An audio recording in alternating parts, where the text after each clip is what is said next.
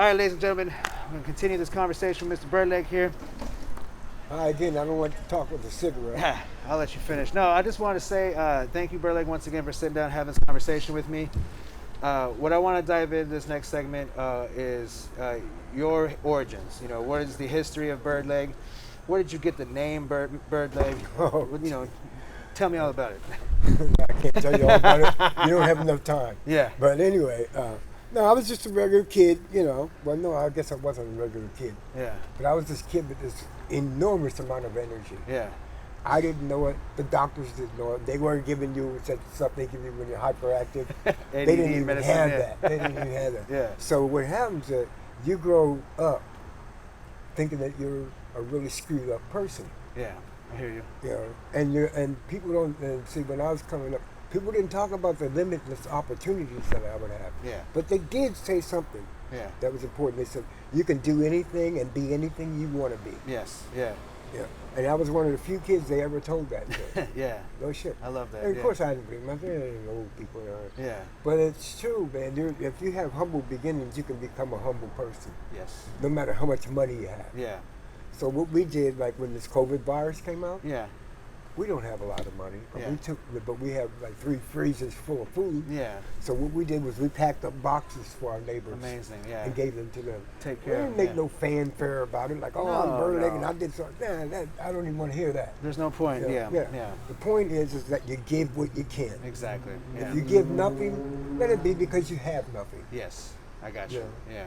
So, and when I came into the blues, well, no, first I went to college. Yeah. Okay. First I, Did you do any music? Did you have any music as a kid? Did you play any instruments or? No, I listened to a lot of it. Okay. Yeah. Yeah. What was some of your inspiration as a child, music-wise? Oh, you know, James Brown. Yeah. Yeah. Wilson Pickett was my man. Really? Yeah. He put on a show that gave James Brown fits. Yeah. Really. Wilson Pickett was no joke, man. Oh yeah, and I love Wilson Pickett's music. And I saw him. Let me tell you, when I just before I went to college, I was 25. Okay. Right? Yeah. That's a good age to go to college. Yeah. Right. Yeah. That is a good. Got some sense to you. Oh yeah, well, it makes sense because if you're 25 and they're 19, that is a big gap in maturity. Yeah. That's a big gap in everything, Yeah. right? So, you know, you try to make yourself. You try to do some of the things that your elders do, Yeah. but you got to change everything around and to do it the way you want to do Oh it. yes. Like I take a song. Yeah. I take a song. You write me a song. Yeah. I'll look at it and tell you whether I can do it or not. Yeah. Or whether I will do it or whether what I don't like about it. Yeah. You know, because I do want the truth. Yes. I don't want somebody to just, you know, Authentic. It has to be authentic. It has to be Yeah. real. You know, it can't Yeah. just be made up. You know, people know if it's fake. yeah. And you know what I do on my gigs? Huh. I teach. There you go. Yeah. I teach I on love my it. gigs. Yeah. I have this big smile on my face and we're jumping up and down and I'm thinking, these people need to know something. You know? Yeah. And that's why, like every year, I always make sure I say happy birthday, Malcolm X. Yes. I want to say happy birthday, Ho Chi Minh, because they were born on the same day, by the way. Amazing. Yeah, I didn't know Yeah. that. Yeah. And I really admire Ho Chi Minh. Yeah. I admire For what reasons, though? I want to hear what. Yeah. I admire a person who's fighting for their freedom in their own country Yes, sir. more than I like somebody who goes along with anything. There's with that. No, I everything. understand that. There's, Yeah. you know, not to get too deep into it, but like there is, you know, the reaching out in the community, and music is a big part of that. You know, Yeah. Yeah. music can heal, music can unite, Yep. and that's why you know I love talking to musicians. You know, I'm a musician myself, but fellow musicians as well. You know, Yeah. especially you know my eldermen. You know, I don't want. Here I'm we not gonna go, say your picking on age. us again. God damn it. But it's just more like I'm grateful to have this time to talk to you, you know, to have your insight about life, you know, and Yeah. your upbringing, and your music. So tell me about when you got to college at 25. I went mad. Hey, I went mad at my look at- 25. But check this out. Yeah. The women outnumbered the men 3-1. You know I went crazy. Yeah, You know, I went intelligently crazy. yeah, I Yeah. knew what I was doing, but god damn. I mean, I'd sit in class, I'd go to class, it'd be me and all the rest women. yeah. Now talk about a choice. And I was just starting to mature physically and all yeah. that, you know. So Having some fun in California. I can't imagine what you know. What was that time to be alive? Yeah, well, California was like full of fake musicians. I can see that as well. Yeah, Full we of have fake- those everywhere too. Yeah. And that's why I'm saying it happens everywhere. Even in other countries, I see these bands playing. Yeah. That's why I like to go see them playing, because I like to check my shit out too. Yeah. Oh, there's that definitely. Yeah. Yeah, so I went to college, and that's where the harmonica playing began. Yeah. Okay. Because I wanted to play something all my life. You can't listen to this great music that I... Yeah. You know, I remember Chuck Berry when they first started out. Yeah. Oh, Little yeah. Richard Yes. first started out. Tell me about that. When I the first saw- time you heard Little Richard? I first heard Little Richard about 55 or Yeah. 56, Yeah. something like that. Amazing. And and his biggest song at the time was Lucille, but Long Tall Sally. Man.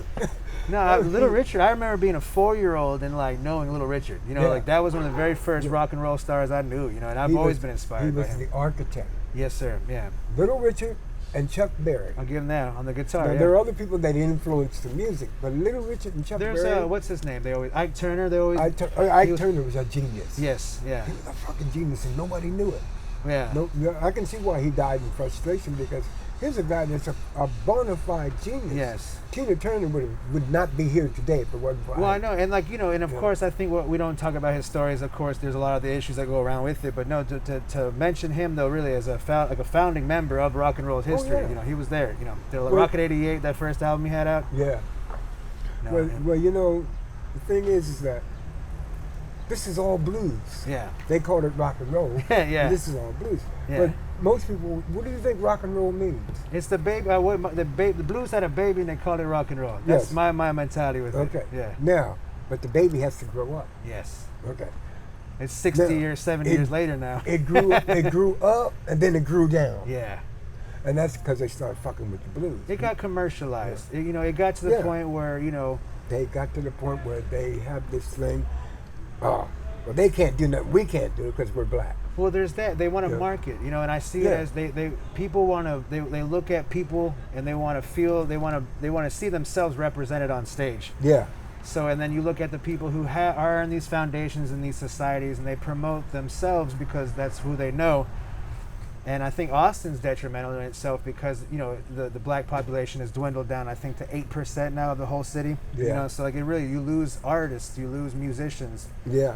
And if we So- get frustrated, even me, Yeah. You have to fight twice as hard. I'm still thinking about maybe, some of the countries I've been to, I would not mind living in. No, and why Yeah. not? They will appreciate you. And Yeah. my experiences in Europe, like really, like I have never been offered so many couches and basements to Oh, live in man. and spare rooms, Yeah. just to hang out and live. They And were- I don't pay anything to eat. Yeah. Oh, I I love don't that. pay Yeah. anything to eat. No, man. yeah. Now, when I was in the Mississippi Delta Blues Band, God, well, I mean, what a ghetto band. Yeah. But you know what I did? Yeah. My little black ass still put on a show. Oh yeah. And the musicians got mad at me because Yeah. the guy who was supposed to be the front man, Yeah. he didn't move. So I started going to, and so when like doing sound check, Yeah. I would go right to the center of the stage. Yeah. And all these grizzled musicians, Yeah. oh, who's he think he is? So and so. And I told him one day, I said, the reason why I go right to the front of the stage, I said, because the rest of you motherfuckers are not moving. No, I hear that. I've played. That's it. It's weird. Yeah. They're That's not it. feeling it. Yeah. And the audience feels it if the band's not feeling it. Yeah, and if you don't make the audience part of the show, forget it. No. And It's a classical show. Yeah. Like classical musicians will sit down, everyone's quiet, they watch. yeah. If you have that type of audience, that's different, but that's not the blues. No, that's not blues. No. No. That's not country. That's not country music. That's No, not jazz. Nothing. No, yeah, you gotta Yeah. be in it. Yeah, you want But we have a lot of gospel in it. Oh yeah. Yeah, I mean, that's my upbringing. It's church music. Yeah. So. Well, I was brought up in the church too, but Yeah. I'm telling you, I can't believe in shit, man, just because Yeah. somebody tells me to. There's that. Yeah. And for me, I want to always question everything and come to the conclusions myself. I There don't you want go. someone to make them for me. That's how a scholar learns. There's them. You have to study. See, these people play the blues, but they haven't studied it. There's more than just But listening. they don't, and that's why they don't play the blues. Yeah. Not because they're incapable. No. They don't take it seriously enough as an intelligent music. Yeah. Yeah. They know we can jump around. Well, those people, they like, how they say. Those people, they can sure dance. Yeah. Motherfucker, we can sure think too. Yes. Oh no. You know? Yeah. You think it's easy to sit down and write a song? Try it. Yeah. Shit. It ain't easy. No. Because not only that, when you write a song, you got to learn the song too. Yes. And then you want, and for for artists out there who put their heart and soul into music, Yeah. and not just the music but the performance, and Yeah. that's something you do very Yeah. well. You put your heart and soul. you play out every time like it's gonna be your last. That's one thing I really respect is that you have that and then you see that it's emulating the other musicians on stage. Yeah. Feed off of that, and it's inspiring to watch that. And show them. See, what I do every week is I show them. This is how you get your audience on your side. Yeah. Bring the music to them. And the money starts rolling Yeah. in too. Bring the music to them. Yeah. Don't sit up here. See, because psychologically speaking, the stage can keep you away from the people if you don't understand the psychology of it. Yeah. The psychology. Say, I was a major sociology major Yeah. with a minor in American history from the Civil War Amazing. to World War II. Yeah. That was a whole lot of shit. That's where our reparations came in. Yeah. That y'all haven't paid us.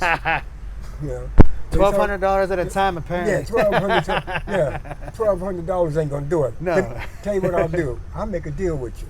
You don't have to give me cash. Give me Yeah. that 40 acres and a mule. I'll take care of it. Right? No, I'll take care of the rest because you owe it to me. I You want promised. one house. That's all right. If you got 40 acres and a mule, you gonna have a That house. house, I know. Yeah. So all you gotta do is 40 acres. You parcel off 10 acres. Yeah. You can get $1 million for it. Easy. You know? No, especially in Texas, Central Yeah. Texas. Oh yeah. Yeah. So speaking of Central Texas, tell me about your trip, your arrival to Austin, Texas, as a musician, and your experiences here. Man, I had plans. Yeah. See, most people think once you come up in the ranks of playing the blues, Yeah. you know, you don't want to go back and be like you first started. Yeah. So I sat down and I took a little page out of Muhammad Ali's book. Yeah. I said, how am I going to do this? This is a strange town. And it wasn't like I came here and, stayed here for a week and decided I liked it. Yeah. I was here for the duration. Yeah. So I had to determine on how am I going to approach these folks. Yeah. Very easy. I just went down on 6th Street, Yeah. told one of their better harmonica players, there's a new sheriff in town. Yeah.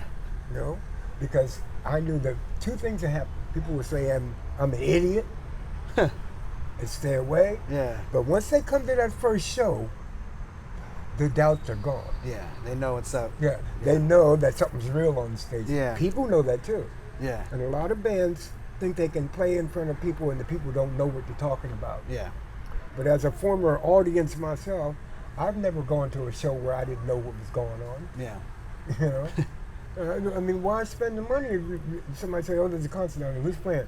Oh, George from 7th Street is playing, and Barry from Lamar is playing, that Yeah. kind of stuff.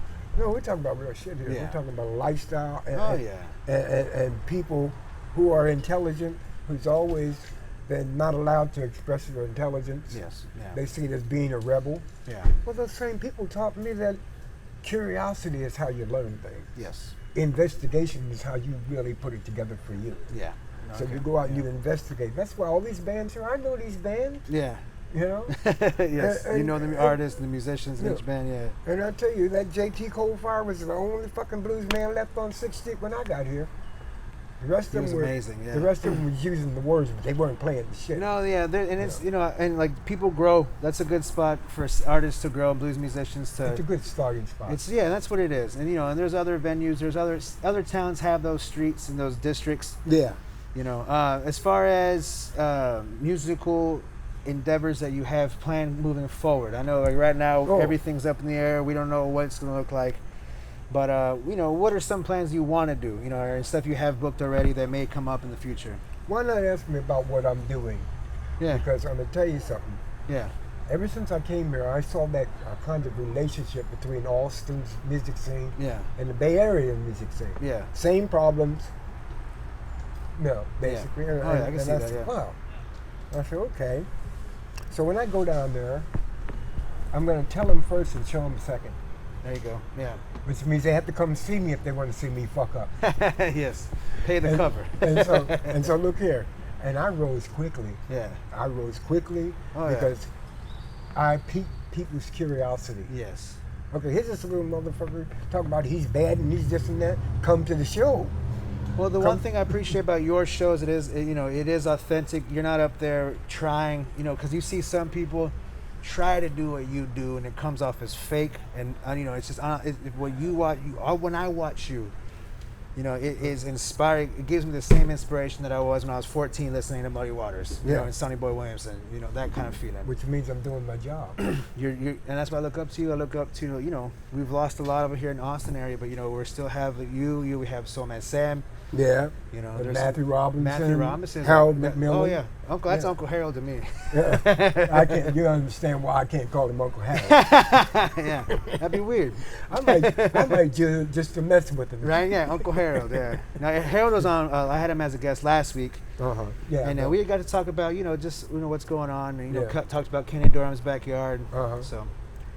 But You I know- know I'm ready to come back to do our second Saturday shows here at the Skylark. I know that. I'm dying to. And, you know, I started to use your name. I still Yeah, might. it's okay. I started, you know, because something happened to my phone, and Yeah. every time I tried to text her, I couldn't. Yeah. But what I wanted to say with her is, are me and Oscar going to play here on the second Saturday still after this is gone? As far as I Yeah. know, yeah, that they're Yeah. gonna keep. I know they're just waiting to so everything calms down because Yeah. the crowd here is older. Yeah. I think, you know, if things are going and we're making the progress, I can see everything being better. You know. I can't sit too close. Oh, at this point, Birdlegg, it's all good. Yeah, you're dead now. I know, right? I'm wearing this for you. Oh. Look at those two birds right there. Yeah. Hey guys. I know, right? They're my cousins. Yeah. Yeah, that's Peaches on that side. That is funny. George on the other side. Yeah. Yeah. Okay, see, George is strutting. Peaches is just going along with it. But Yeah. That's great. All right, Birdlegg, let's wrap it up with one other thing. Let's see. Oh, can I tell you? Anything you want to talk about? Yeah. I want to tell you about my plans. You asked me Yes, what my please. plans That's were. what I'm talking about. Yeah. Well, I have plans in effect right now. Okay. What I did was I convinced Eddie Stout Yeah. that he should bring some Bay Area musicians down here. Yeah. Since they have a similar going on. Because Yeah. basically in the Bay Area, they're not playing Bay Area blues. They're playing Texas blues. I imagine so. Yeah. They are playing Yeah, Texas I blues. love that. Because most of the black people still in the Bay Area can trace the roots back to Texas, and this is on the West Coast. Yeah. Texas, Arkansas, Yeah. Louisiana. Yeah. I can see that very much. Yeah. Now, see what happened was I-20, right? Huh? I-20 connects you to L.A. Yeah, that's true. But the thing is, what I'm saying I-10, yeah. is that when black people were going to the West during World War II to Yeah. work in the factories and stuff Yeah. like that, they also brought their culture. Yes. And white people saw that they lived in ghettos. Yes. Okay, so you create a culture around that. Yeah. Well, you're like, hey, you know, but there's a culture built around that. Oh yeah. And one of the things that the blues elders trusted me with Yeah. before I learned that I was the torch carrier. I love that. Tell me. Yeah. I want to know about that, Birdlegg. Well, that's the thing. Like, as elders get old, Yeah. they look toward young people. They show some promise and Yeah. loyalty to the blues. Yeah. And I think that the reason why Willie Dixon, and I'm talking about people like, I'm not talking about shit pants. I'm talking No, about yeah. Willie Dixon. Yes. I'm talking Yeah. about Albert Collins, Albert Yeah. King. Yeah. I even met BB.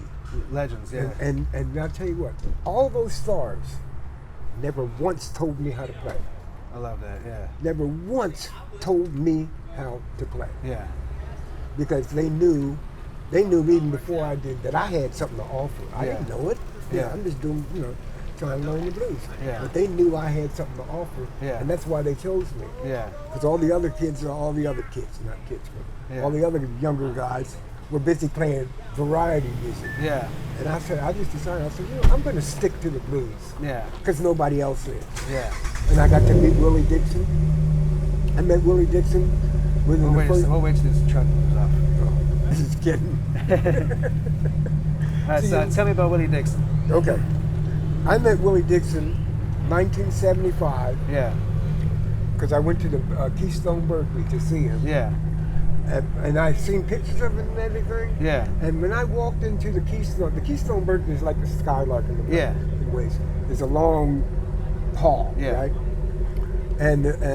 But when you come in, it's kind of narrow. And there was Willie Dixon leaning against the wall. He's a big man. Yeah. He wasn't no little guy. Right? Yeah. Kindest man I ever met. Yeah. No snow. And first thing he says to me, he says, "You're a musician, aren't you?" And I said, "Well, I try to be." I mean, how do you stand up to Willie Dixon and say, Yeah. "I'm a musician"? Right, yeah. Hey, shit. Right? man. Yeah, exactly. You know? Yeah. But Sonny Rhodes told me. You know Sonny Rhodes. Yes, yeah. Okay, Sonny Rhodes told me something. I asked him last time I saw him down here. Yeah. I said, Sonny, what made you guys choose me? He said, well, Birdlegg, I'm going to tell you. It was the look in your eye. Yeah. He said, the look in your eyes told us something about you. That determination. Yeah. That, The determination, the focus. Yeah. You know, because I don't give a damn how great a musician you might think you are. If you're not focused, you're not doing stuff. No. You Yeah. know? So, along the way, you know, I meet everybody. I mean, you know, Johnny Guitar Watson. I mean, just name the people. I've met them. Amazing. Okay? Yeah. But the people that had the most influence on me, Willie Dixon, Yeah. Sonny Rhodes, Cool Papa, and there's others. Yeah. But I'm talking about people that. Oh you know, yeah. And Cool Papa's not here anymore. Sonny Rhodes is not in the greatest of health. I hear. Yeah. Yeah. What about as the first time you went to Europe was in the 80s? In 1984. Yeah. Tell me about that very first trip and your very first time seeing Europe. Well, I tell you what. Now, the first plane I got on that I'd ever been on, Yeah. 747 coming out of San Francisco to New York. Yeah. It was great, man. I mean, for your first time, you get on one of the biggest and the best planes Yeah. in this country to go to.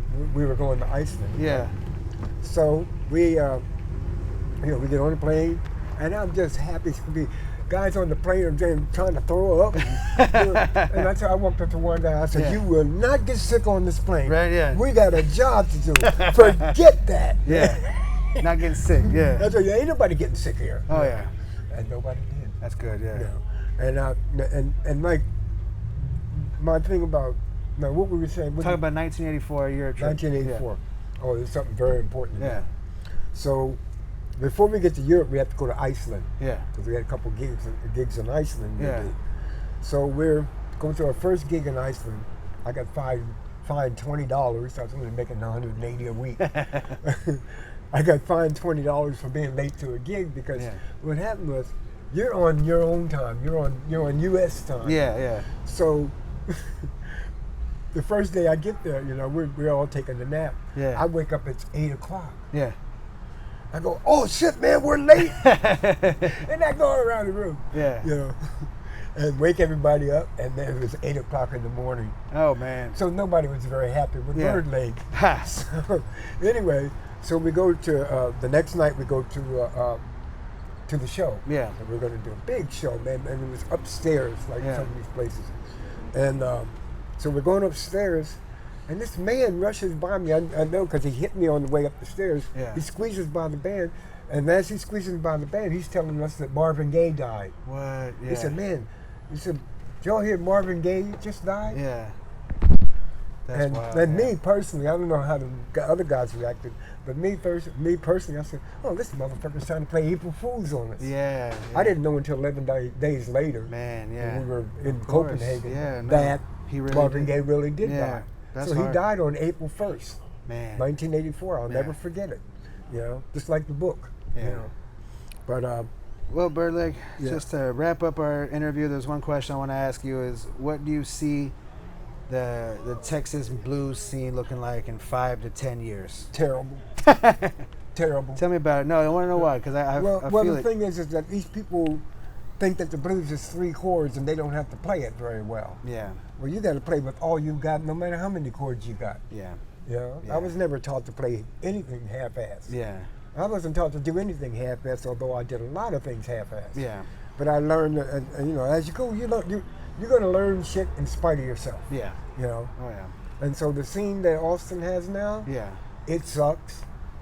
Most of the musicians, I mean, I know some great musicians Yeah. in this town. You know, For me, like I think just to kind of play off what you're saying is it has lost a little bit of its authenticity and it has turned into like a tourist. You know, it's almost like a tourist trap. yeah, but You know, I think it's lost all of its own authenticity. I feel like it's, you know, sometimes I make the jokes that it's a cruise ship. Yeah. Well, we're just yeah. cruise ship entertainers, you know. But you know what? I did a cruise ship, man, in Sweden. Yeah, It was called the Viking Cinderella. yeah, And man, did we have a ball. And we kicked everybody's ass. yeah. You know, because see, the thing is, there's one thing, people talking about, oh, I can be better than you and something. It Yeah. ain't about that. Nothing like It's that, what can yeah. you do for the people that come and see you. Yes. You know? No, all that competition, that's kid talk. You know, that's the only people. It's people I who don't are have just. to compete with you. You don't have No. to compete with me. All There's you have two to do is different be Oscar. That's I want to good be. enough. I want to be the best Oscar. Yeah, You be yeah. the best Birdlegg, Yeah. and that's what we do. Yeah.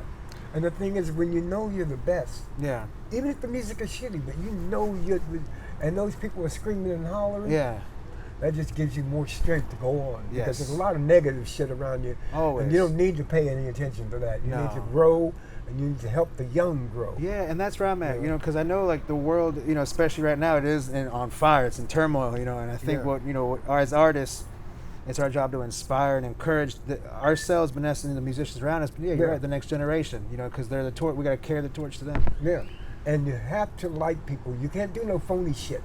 People see past that. I see Yeah. bands, I'm telling you, I see them all the time. Yeah. They stand up, they tell a joke to the audience Yeah. as if that's their duty to tell jokes. Yeah. I'm not up there to tell jokes. No, this is. But I do because I do because I want to. I If don't it do fits into because it has to fit. You Yeah. can't force this, you know. Yeah. Yeah. People know when it's not authentic and it's not real.